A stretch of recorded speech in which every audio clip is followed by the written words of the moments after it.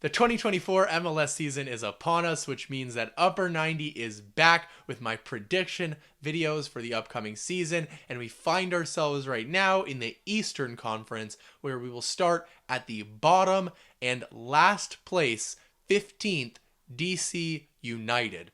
They had 13 players move on this season. They have a new coach in Troy Lesesne, and that is enough for me to put them last. Christian Benteke and Ted Pietro looked good last year as a partnership, but honestly, nothing else in DC looks good. Having two defensive midfielders as your designated players is not really going to be a route for success in MLS, and that's all you need to know.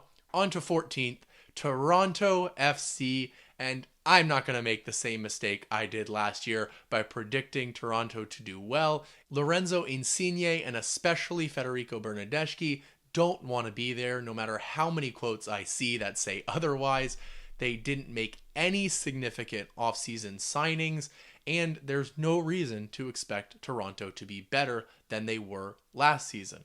That said, I like the hire of John Herdman, so I'll put them 14th instead of 15th.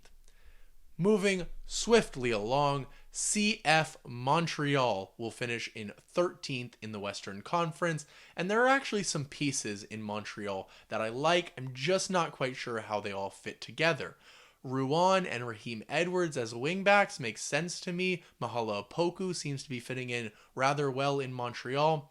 And the success of Matthias Kokoro and Dominic Iankov, I hope I pronounced that correctly, will be hugely indicative of Montreal's success this year.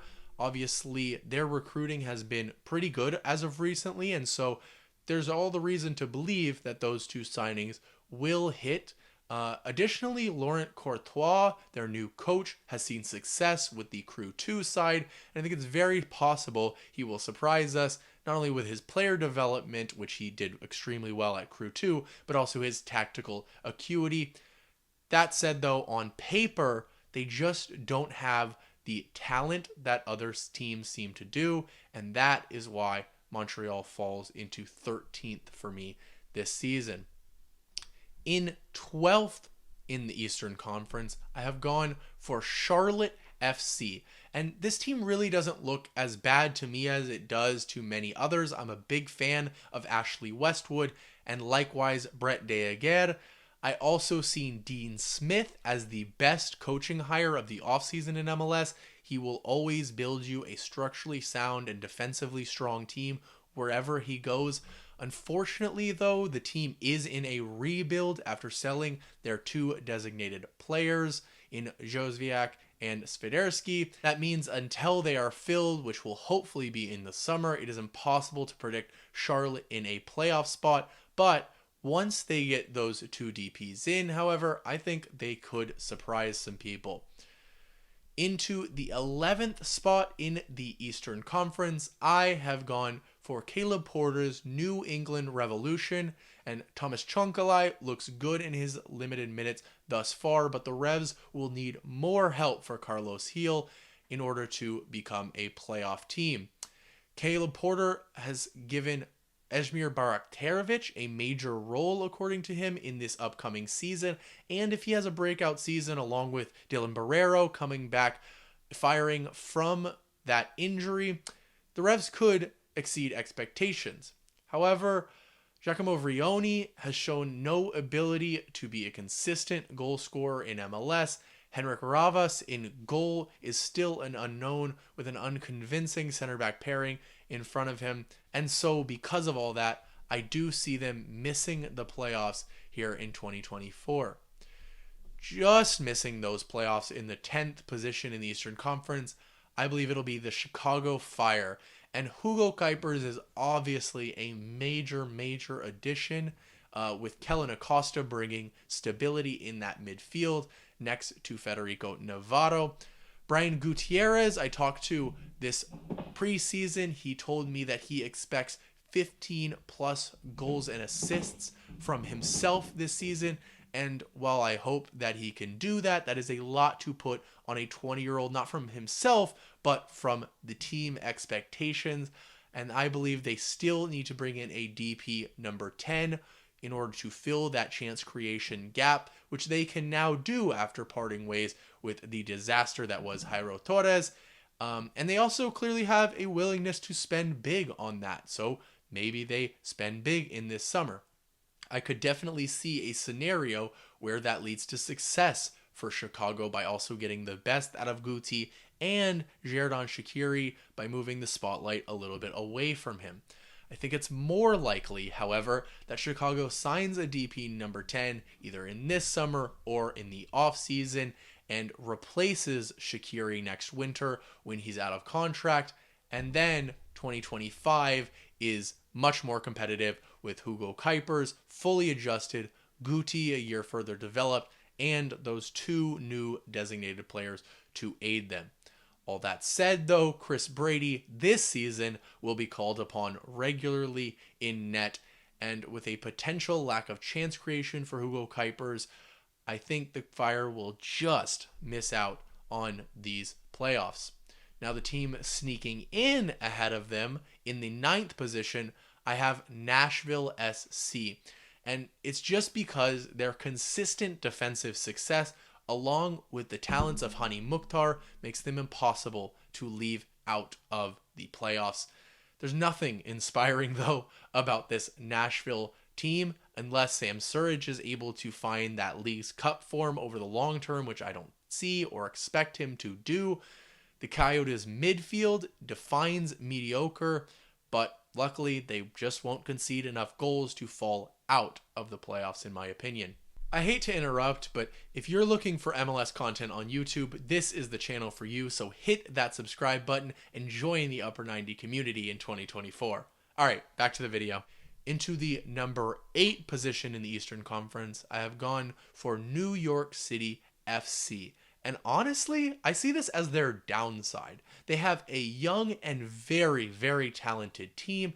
I mean, thinking of Jovan Mijatovic coming off of the bench after being signed for $8.5 million is a frightening thought. Though Nick Cushing hasn't given me the confidence that he can turn young talent into wins in MLS. If they are able to do that, they could finish much higher on this list. But that back line and goalkeeper also leaves more questions than answers for me, and that is why they're stuck in 8th place. Into 7th place, we're going to go across the bridge to New Jersey and the New York Red Bulls. Emil Forsberg is an inspired signing to me. I spoke with him this preseason. His partnership with Dante Vangier is already blossoming. He said, Vangier is great. He has those runs. If he makes those runs, I will find him with the passes. And that is a must for New York Red Bulls if they can find that partnership. Forsberg also knows the system very well, of course, having played with Red Bull Leipzig for years. He told me that as well.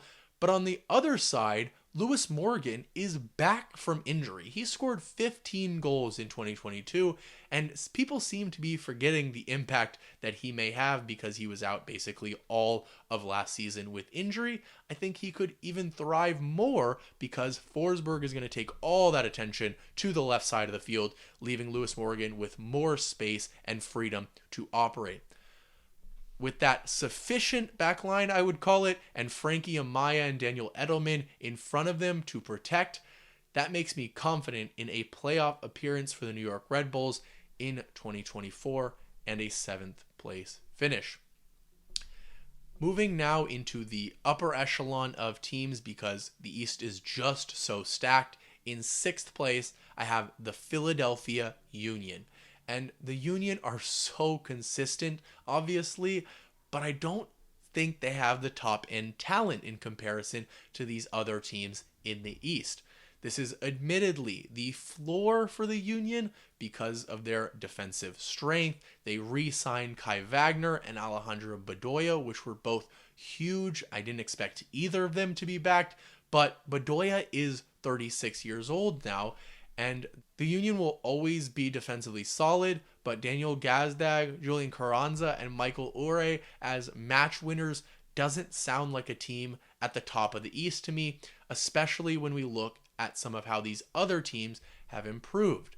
Speaking of which, in the 5th position, I have Atlanta United, who have locked down Jean de Silva on that permanent deal and have Saba Lobjanitse complete the most underrated winger pairing in MLS on that other side. Of course, they're underrated due to their limited minutes in MLS, but they look fantastic. Along with Georgios Giakoumakis, the reigning newcomer of the year in the striker position. He would have really won that golden boot last year had he taken Thiago Almada's penalties, but he didn't. Regardless, scoring hasn't been the problem anyway for Atlanta.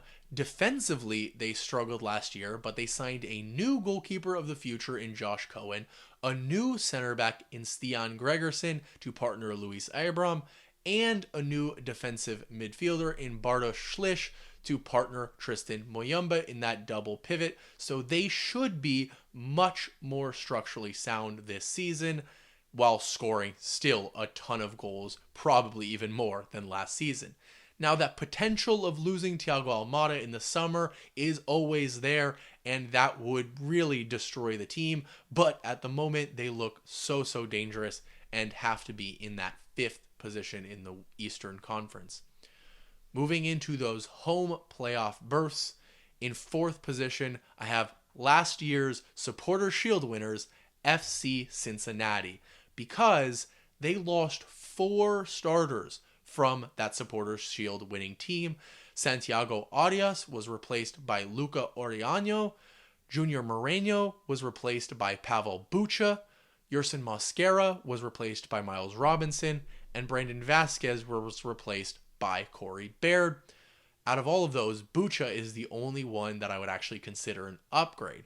So while Cincinnati won a lot of their games by a single goal margin last year with Brandon Vasquez and MVP caliber Luciano Acosta, you figure that they're going to have to drop some of those points here in 2024. They also have Champions Cup to contend with and things like that.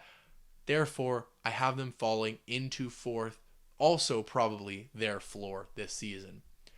Into 3rd in the Eastern Conference, I have gone for Lionel Messi's Inter Miami. And this feels like a safe prediction for Inter Miami, who are obviously the most talented team in MLS, but are also getting old. Their focus on the CONCACAF Champions Cup and defending their Leagues Cup will put strain on a team who took an ill-advised trip around the world in preseason. Due to that, they already lost Facundo Farias for the season. And it's easy to see spells on the sideline for any and all of the Barcelona boys. That said, of course, when their first 11 is on the pitch, you expect them to beat anybody in this league. And so that back and forth type form that I expect results in a good finish, but not a top finish, hence 3rd place for Inter Miami. Into the top 2 of the Eastern Conference and finishing once again in 2nd, I have Orlando City, who had the best season in club history last year and have really only gotten better. They have an absolutely devastating front 4, with their 2nd highest goal scorer from last season, Duncan Maguire, expectedly coming off of the bench after his, of course, failed transfer to Blackburn Rovers and the addition of Luis Muriel. Facundo Torres and Ivan Angulo round out that frightening front 4, while Wilder Cartagena and Cesar Araujo will expectedly be just as good in that double pivot as they were last season. David Bracalo replaces Antonio Carlos in that center back pairing, and hopefully there will not be a drop off there at all. The area where people see some question marks for Orlando City is in chance creation, but I don't see that as much of an issue as others do. Mauricio Pereira only provided 4 assists last season, and Nico Lodero will do just that, if not more, off of the bench this season, while I expect Martin Ojeda to take another big step forward after his underrated, in my opinion, first season in MLS. Oh yeah, and they also have one of the best goalkeepers in MLS who can bail them out when necessary. So this is just a scary, scary team from top to bottom that I think will replicate their finish from last season in 2nd place. And that leaves only one team left, your reigning MLS Cup champions, Columbus Crew, will top the Eastern Conference in 2024. And when you're looking at these top teams, you try to find a flaw. You try to find something to criticize.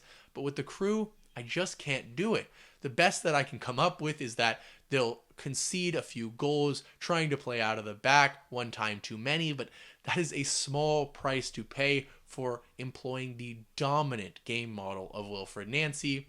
The Cucho Hernandez-Diego Rossi partnership is only growing and getting better after Rossi arrived halfway through last season. Aiden Morris is only going to continue growing alongside Darlington Nagbe. Marino Hinestrosa looks to be an upgrade on Mohamed Farsi at that right wing back position with an unchanged back three, and Patrick Schulte in goal should be expected to only improve.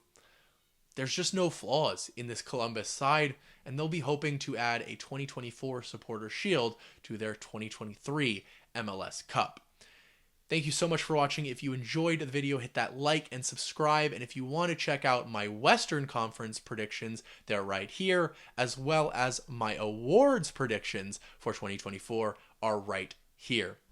I will see you next time.